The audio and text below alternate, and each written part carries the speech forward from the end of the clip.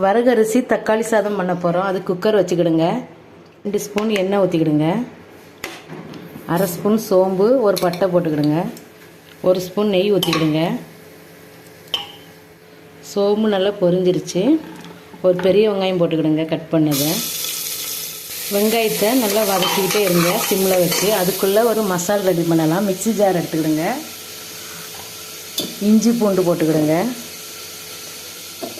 ஒரு 5 சின்ன வெங்காயம் போட்டுக்கிடுங்க. கொஞ்சம் புதினா போட்டுக்கிடுங்க.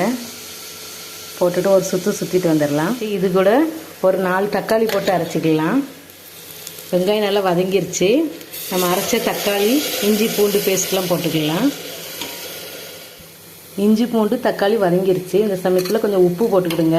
இந்த சாதத்துக்கு தேவையான அளவு உப்பு, 1/2 ஸ்பூன் கரம் மசாலா, 1/4 ஸ்பூன் மஞ்சத்தூள், 1/2 ஸ்பூன் மிளகாத்தூள் போட்டுட்டு நல்லா கலந்துக்கிடுங்க. நல்லா வதங்கிருச்சு. மிக்ஸி ஜாரில் 1 டம்ளர் அரிசி எடுத்து 2.5 டம்ளர் தண்ணி ஊற்றிக்கிடுங்க. நல்லா கலந்துக்கிடலாம்.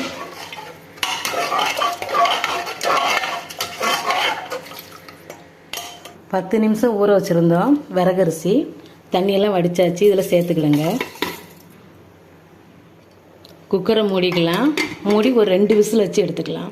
2 விசில் வச்சு எடுத்தாச்சு. பாருங்கள், சாப்பாடு சூப்பராக வந்திருக்கு. இதை ஒரு பவுலில் எடுத்துக்கலாம். சுவையான டேஸ்டான வரகரிசியை வச்சு தக்காளி சாதம் சூப்பராக ரெடி பண்ணியாச்சு. இதே மாதிரி உங்கள் வீட்டில் செஞ்சு சாப்பிட்டு பாருங்கள். டேஸ்ட்டு நல்லா இருக்குது.